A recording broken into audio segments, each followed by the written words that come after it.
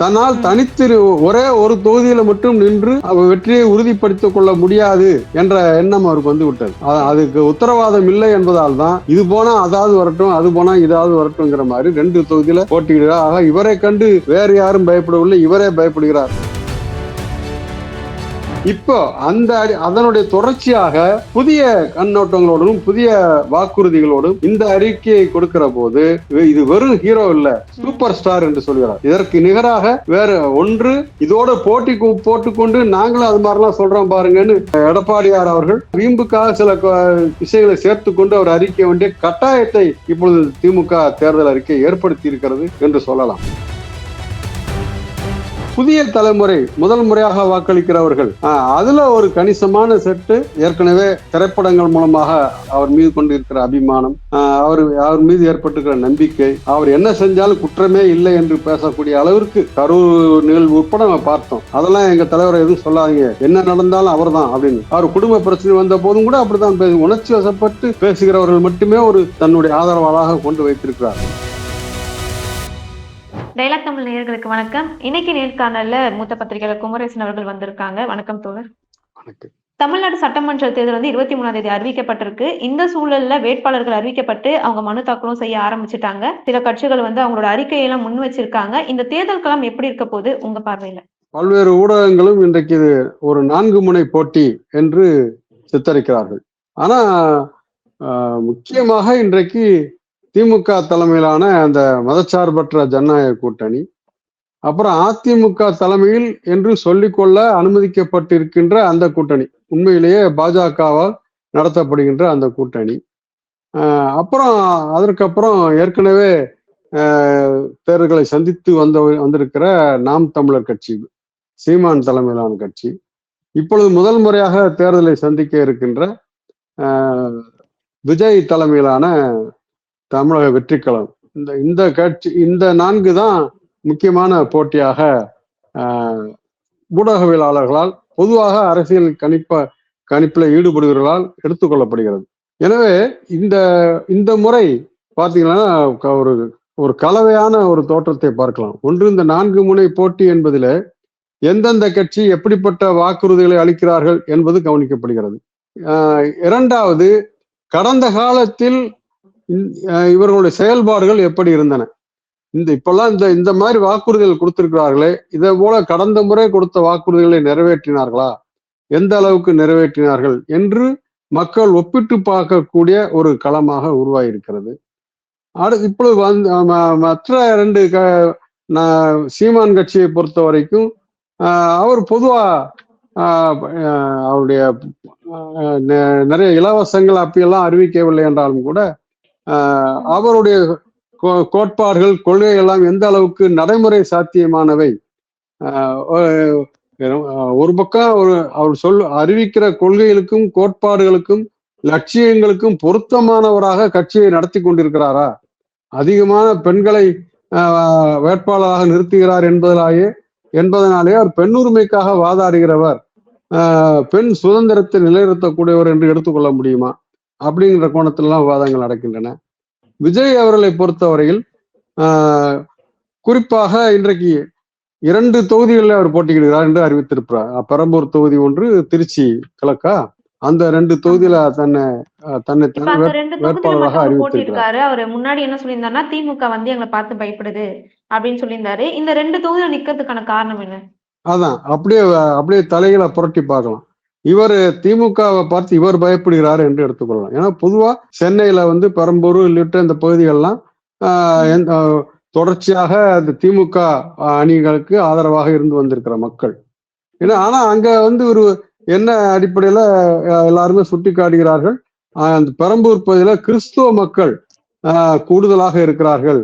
ஏன்னா அவர்களை நம்பி இவர் தன்னை அவருடைய பிரதிநிதியாக முன்வைத்துக் கொண்டு அங்கே களம் இறங்குகிறார் என்று சொல்கிறார்கள்.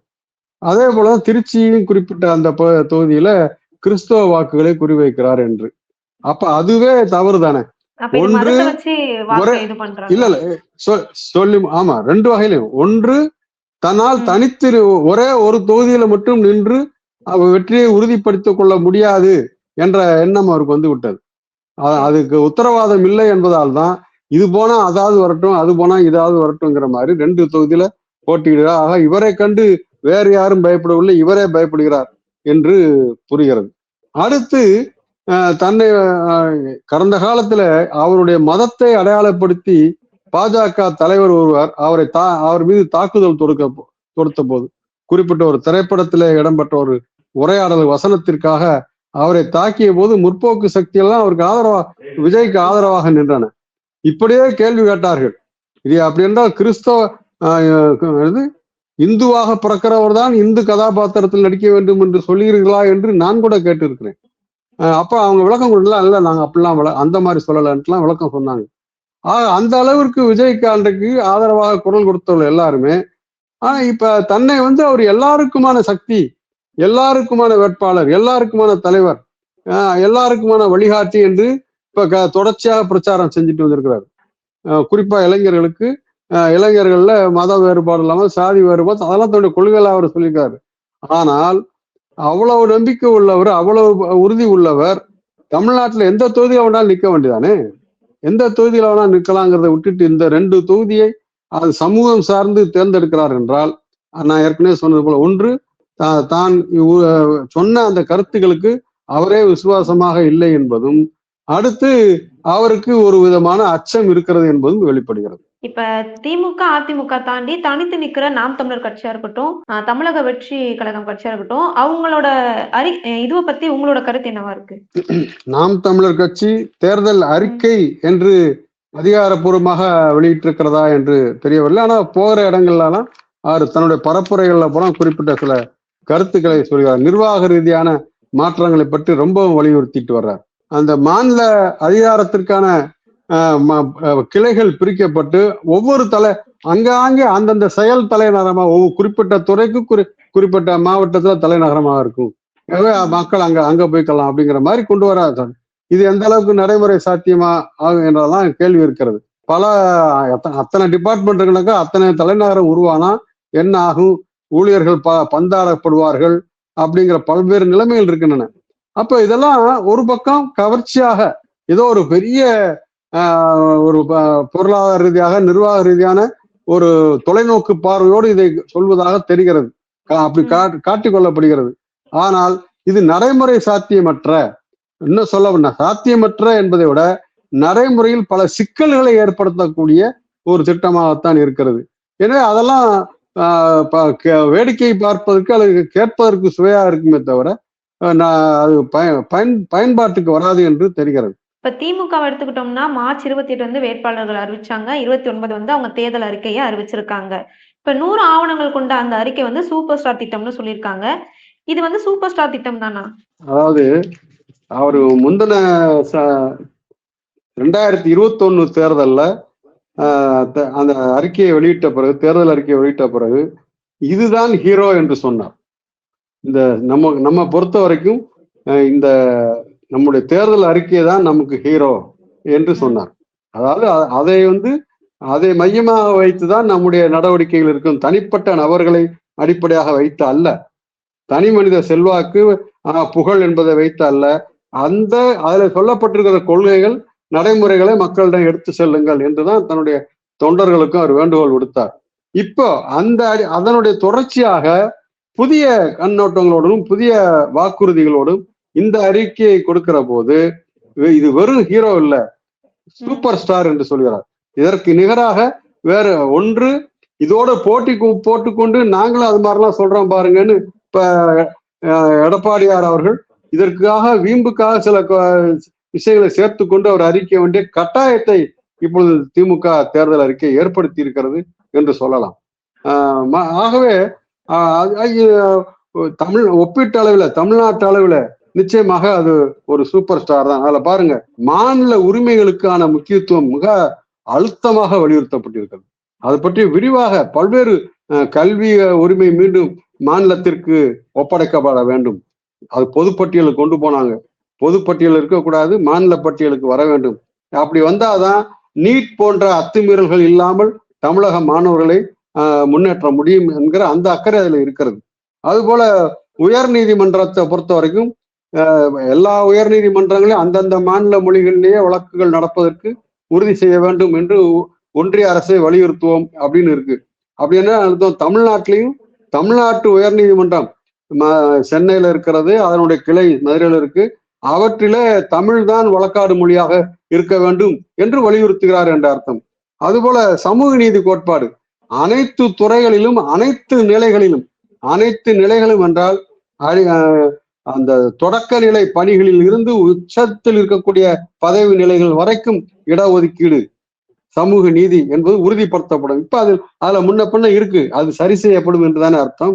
இப்படி நிறைய சொல்லிட்டு போலாம். நம்ம தமிழ் வளர்ச்சிக்கான முக்கியம், அது தமிழ் வளர்ச்சின்னு பொதுவாக ஏற்கனவே உள்ள ஏற்பாடுகள் மட்டுமல்லாமல் இன்றைக்கு இந்த செயற்கை நுண்ணறிவு என்று சொல்லப்படுகின்ற AI அந்த யுகம் பிறந்து விட்டதால் அதனோடு இணைந்த திட்டங்கள் அறிவிக்கப்பட்டிருக்கின்றன. அப்ப இதை உருவாக்கியவர்கள் அதை பற்றி ஒரு தொலைநோக்குடன் உருவாக்கி அதற்கான ஆலோசனை வழங்கி இருக்கிறார்கள் என்று புரிகிறது.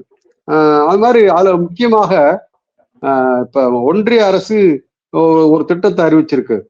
அதன் மூலமாக எல்லா இந்திய மொழிகளுக்கும் முதல் மொழி, மூத்த மொழி சமஸ்கிருதம் தான் என்று நிறுவுவதற்கான ஒரு ஏற்பாடுகளை செய்திருக்கிறார்கள். அதற்கான ஒரு பணிகள்லாம் தொடங்கி இருக்கிறாங்க. அதனை மறுப்பது போல திராவிட மொழிகள், தமிழ் மட்டும் இல்ல, திராவிட மொழிகளுக்கு என்ற ஒரு தனித்துவம் இருக்கிறது. அது ஒன்று அங்கிருந்து கடன் வாங்கப்பட்டால் அதிலிருந்து அதற்கு வாரிசாக பிறந்த மொழி அல்ல இது தமிழ் மொழி எல்லாம். அப்ப இதனுடைய தனித்துவத்தையும் இதனுடைய பண்பாட்டு சிறப்பையும் ஓங்கி சொல்வதற்கான, உரத்து சொல்லி அதை நிறுவுவதற்கான நடவடிக்கைகள் மேற்கொள்ளப்படும் என்று அந்த தேர்தல் அறிக்கையில இருக்கிறது, திமுக தேர்தல் அறிக்கையில. அப்ப இந்த அளவுக்கான மாநிலத்துடைய உரிமைகள் சார்ந்து, மாநிலத்துடைய பண்பாட்டு அடையாளம் சார்ந்து ஒரு அறிக்கை வருகிறது என்றால் அது சூப்பர் ஸ்டார் என்று தயங்காமல் சொல்லலாம். அதே மாதிரி திமுக அந்த தேர்தல் அறிக்கையில என்னன்னா 1.5 லட்சம் வேலை வாய்ப்புகள் நிரப்பப்படும்னு சொல்றாங்க. இந்த இலக்கு அடுத்த 4-5 வருஷத்துக்கு எட்டக்கூடிய ஒன்றா இருக்குமா? ஒரு 5 வருஷத்துக்குள்ளன்னு பாக்குற போது சராசரியாக ஒரு ஆண்டுக்கு 30,000 பணியிடங்கள் நிரப்பப்பட வேண்டும் இல்லையா? அப்ப இது 2 கோணத்துல 2-3 கூறுகளோடு இணைத்து பார்க்க வேண்டியது. ஒன்று, காலியாக கூடிய பல பதவி ஓய்வு பெற்று செல்வார்கள் இல்லையா? அப்படி அந்த இடங்கள் உடனே நிரப்பப்படுவது. அதுபோல தேர்வாணையங்கள் இருக்குல்ல, இப்ப தமிழ்நாடு பப்ளிக் சர்வீஸ் கமிஷன் உள்ளிட்ட தேர்வாணைய அமைப்புகள், இந்த அமைப்புகள் இவையெல்லாம் முறையாக தேர்வுகளை நடத்துவதற்கான காலதாமதம் இல்லாமல் தொடர்ச்சியாக அந்த அவங்களுக்கான கால முறைப்படி எந்த தடங்களும் இல்லாமல் அந்த தேர்வுகளை நடத்துவதற்கான உறுதியை உறுதிப்படுத்தினாலே போதும்.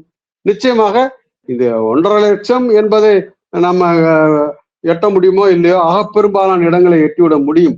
இவற்றை இந்த அணுகுமுறைகளோடு இருந்தால், பக்குவமான முறையில் அணுகினால், புதிய பணியிடங்களையும் உருவாக்கினால் நிச்சயமாக அந்த இலக்கை தொட முடியும் என்றுதான் நான் நம்புகிறேன். விஜய் தலைமையிலான தமிழக வெற்றி கழகம் இந்த வாக்கு பிரிக்க வாய்ப்பு இருக்கா?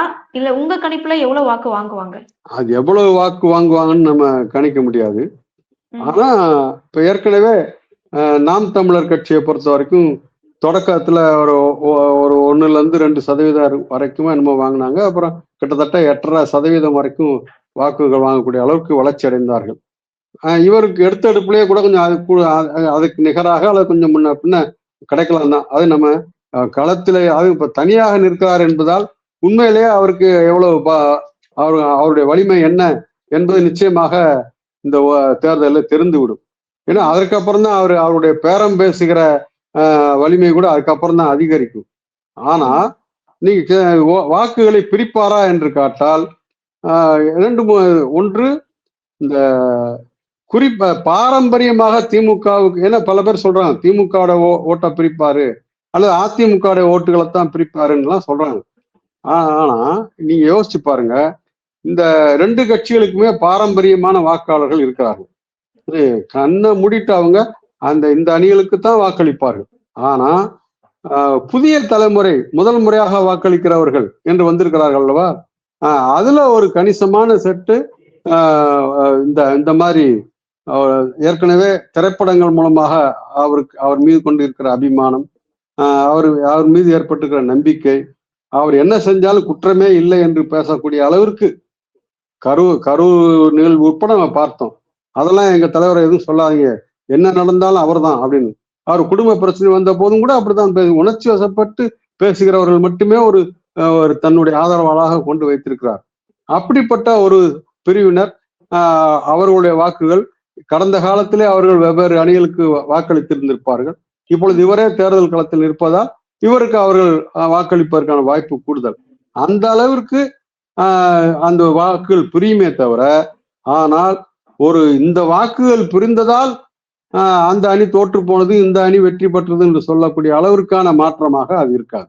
இப்ப ஒரு சாதாரண ஒரு குடிமகன் வந்து வாக்களிக்க போனா தேர்தல் களத்துல சொல்லக்கூடிய அந்த வாக்குறுதிகளை மட்டும் பார்க்கணுமா, இல்ல மற்ற எந்த விஷயங்கள் எல்லாம் பார்க்கணும்னு நினைக்கிறீங்க? இப்போ மக்கள் என்பவர்கள், பொதுமக்கள், குறிப்பாக வாக்களிக்க போகிறவர்கள் தங்களுடைய வாக்கு என்பது தனக்கு என்ன தனிப்பட்ட முறையில் தனக்கு என்ன கிடைக்க போகிறது என்ற அடிப்படையில் இல்லாமல், தன்னுடைய வாக்கு ஒட்டுமொத்தத்தில் தமிழ்நாட்டுக்கு என்ன செய்ய போகிறது என்ற கோணத்தில் யோசிக்கிறவர்களாக அவர்கள் பரிணமிக்க பல பேர் அப்படிதான் இருக்கிறாங்க. அரசியல் ரீதியாக ஒரு முதிர்ச்சியுள்ள அனுபவசாலிகள் உள்ள தமிழக மண் இது. அப்படி ஆனா அவர்களை தாண்டி இது அரசியலாக யோசிக்க வேண்டும். இப்ப சொன்ன மாநில உரிமைகள் பற்றியெல்லாம் இந்த அறிக்கையை பேசுகிறேன் என்று சொன்னேன். அதை பற்றிய அக்கறையோடு, கல்வி உரிமை பற்றிய, மருத்துவ நலன் பற்றிய, இன்னும் அப்படி சொல்லிட்டு போலாம். மொழி உரிமை என்பது மிக முக்கியமான உரிமை. அதன் மீதான தாக்குதல் தொடுக்கப்படுகிறது. அப்ப அந்த தாக்குதல் தொடுக்கப்பட்டால் எதிர்காலத்தில் தமிழர் என்று சொல்லிக் கொள்வதில் பொருள் இல்லாமல் போய்விடும் என்கிற அளவுக்கான நிலைமையை உருவாக்கி கொண்டிருக்கிறார்கள். அப்ப அதை பற்றிய கவலையோடு மக்கள் இதை அணுக வேண்டும். கருத்திற்கும் நேரத்துக்கும் நன்றி சார். நல்ல மகிழ்ச்சி.